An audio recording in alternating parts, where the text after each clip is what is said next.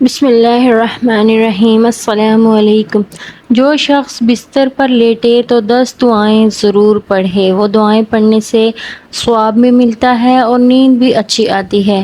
کون سی ہیں؟ لا الہ الا اللہ 3 مرتبہ، استغفر اللہ 7 مرتبہ، لا حول ولا قوة الا باللہ 3 مرتبہ، ان اللہ علی کل شیء قدیر 3 مرتبہ، رب اغفر لی ذنوبی 7 مرتبہ، لا الہ الا اللہ لا الہ الا هو الحلیم الکریم 3 مرتبہ، صلی اللہ علی محمد 7 مرتبہ، اللہم بسمک اموت و احیا یہ 3 مرتبہ پڑھنی ہے۔